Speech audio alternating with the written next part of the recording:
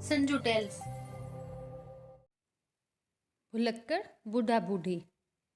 एक बुढ़िया और बूढ़ा था। उनको भूलने की और कम सुनने की बीमारी थी। वे दोनों अब भी दूसरे से बहुत प्यार करते थे।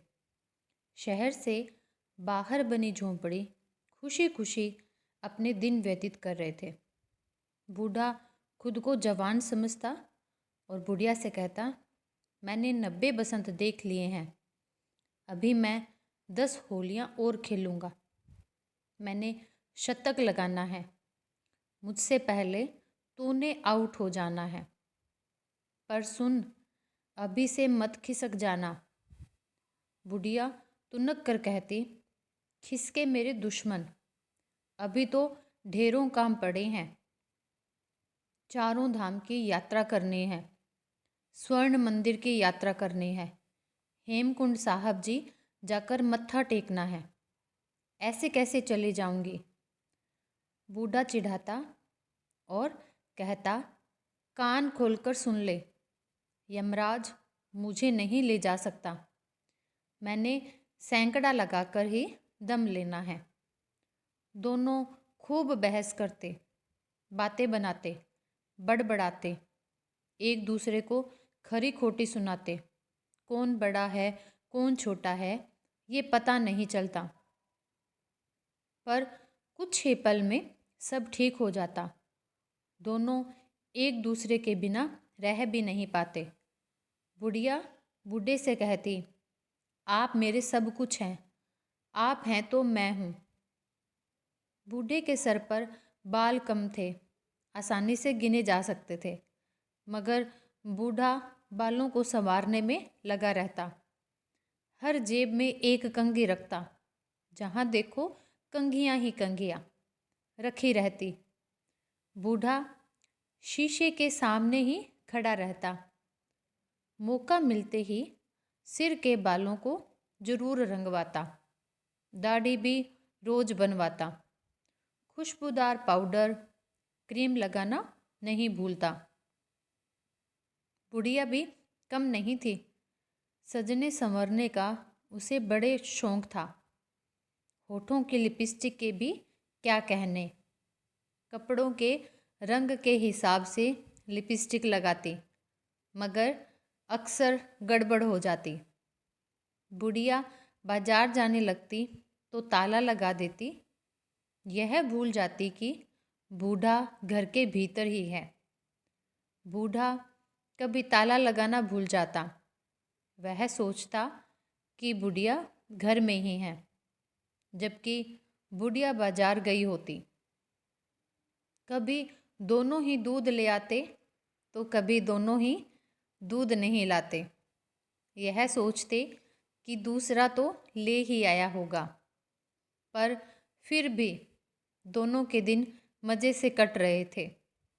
बस दोनों को कुछ याद नहीं रहता, हर बात वह भूल जाते, दोनों कान से भी कम सुनते। एक दिन की बात है, बुढ़िया बोली, आ गए बाजार से। बूढ़े ने ठीक से नहीं सुना। बूढ़ा बोला, दोबारा बाजार नहीं जा सकता, मैं बाजार से ही तो आ रहा हूँ। बुढ़िया ने भी ठीक से नहीं सुना, फिर भी बोली, रहने दो, अब दोबारा बाजार मत जाओ। बूढ़े ने बाजार से खरीदा हुआ सामान रसोई में रख दिया। बुढ़िया से कहने लगा, देखो आज कुछ मत कहना, यह लो, यह छाता संभालो, मैं इसे नहीं भूला। बुढ़िया हंसने लगी, बोली, आपने तो हद ही कर दी, आज तो आप छाता लेकर ही नहीं गए थे, पता नहीं किसका छाता उठा लाए। बूढ़ा बोला, तो क्या मैं बारिश में भीगता हुआ गया था? बुढ़िया जोर से चिल्लाई, बोली, बारिश बारिश हुए तो कई महीने बीत गए हैं, आज बारिश कहाँ से आ गई? चलो छोड़ो, आलू लाए? आलू? तुमने तो अंडे मंगाए थे, बूढ़ा बोला। बुढ़िया ने तमतमाते हुए कहा, 1000 बार कहा है, हर बात को लिख लिया करो। अरे मैं फिर भूल गया, बूढ़े ने सोचा। फिर बुढ़िया से बोला, अब छोड़ो ना, आलू कल आ जाएंगे। भूख लगी है, तुम मेरे लिए परांठे बना दो। पर सुनो, लिख लो, रसोई तक जाते जाते भूल मत जाना। बुढ़िया पैर पटकते हुए रसोई में चली गई। रसोई में जाते जाते वह भूल गई। बुढ़िया परांठे के बदले आमलेट बनाकर ले आई। बूढ़े को गुस्सा आ गया। बोला, कहा था ना, लिख कर ले जाती। चाय कहाँ है? बिना मरे स्वर्ग नहीं मिलता, मैं खुद ही चाय बनाकर लाता हूँ। बुढ़िया ने अपने आप से कहा, लगता है मैं ही भूल गई। वह चिल्लाई, सुनो जी, मेरे लिए नींबू चाय बना लाना। बूढ़ा 1 घंटे बाद आया, मगर वह चाय बनाना भूल गया। कुछ और बना लाया। बुढ़िया से बोला, यह लो तुम्हारे पसंद का दूध, कढ़ाई में घोटा हुआ, बादाम और किशमिश वाला है। और यह देखो, मैंने अपने लिए ऑमलेट बनाया है। तुम्हारे भरोसे रहता तो खाली पेट ही रहता। बुढ़िया का बनाया हुआ ऑमलेट भी वहीं रखा था। बुढ़िया को गुस्सा आ गया। बोली, मैं भी तो आमलेट ही बनाकर लाई थी। बस फिर दोनों झगड़ पड़े। दोनों ने कुछ नहीं खाया। वे भूखे ही सो गए। दरवाज़ा खटखटाने की आवाज़ हुई। दरवाजे पर यमराज खड़ा था।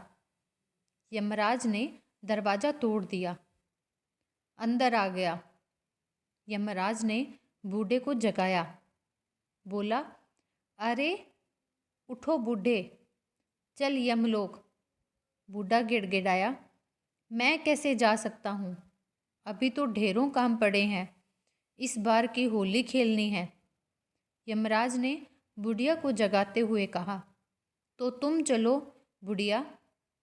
बुढ़िया ने बहाना बनाया, कहने लगी, अभी कैसे, 4 धाम नहीं देखे हैं, गंगा नहाना है, हेमकुंड साहब जाना है। यमराज गुस्से में बोला, मैं कुछ नहीं जानता, किसी एक को तो जाना ही होगा मेरे साथ। मुझे भी तो आगे जवाब देना है। तब तय कर लो, तुम दोनों में से कौन जाएगा। मैं बाहर ही खड़ा हूँ।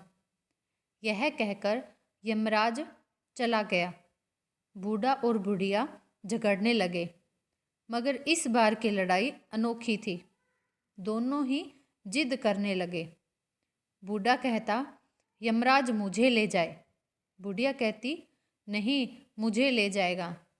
यमराज के साथ कौन जाएगा, यह तय नहीं हो पाया। यमराज अंदर आ गया। दोनों लड़ रहे थे। बूढ़ा चिल्लाया, तय तो करने दो, थोड़ी देर बाद आना। यमराज कहने लगा, चलो कोई बात नहीं, मैं कोई और घर देखता हूँ, पर याद रखो, जाना तो हर किसी को है, आगे या पीछे। मैं कोशिश करूँगा कि तुम दोनों को एक साथ ले जाऊँ। यह कहकर यमराज चला गया। बूढ़ा पसीने से लथपथ था। बुढ़िया भी जाग गई। पूछने लगी, कोई बुरा सपना देखा क्या? बूढ़े का गला सूख गया। उसने पानी मंगाया। बुढ़िया दूध ले आई। उसने गटागट दूध पी लिया। दूध पीने के बाद बूढ़ा बुढ़िया से बोला, हाँ अब बोल, क्यों जगाया? बुढ़िया बोली, मैंने जगाया? आपने ही तो चाय पीने की इच्छा जताई थी। दोनों बहस करने लगे। बूढ़ा सपना भूल गया, बुढ़िया पूछना भूल गई। दोनों फिर खर्राटे लेने लगे। तो दोस्तों, यह कहानी आपको कैसे लगी ज़रूर कमेंट कीजिएगा और मेरे चैनल को सब्सक्राइब करना बिल्कुल भी ना भूलें। Thank you.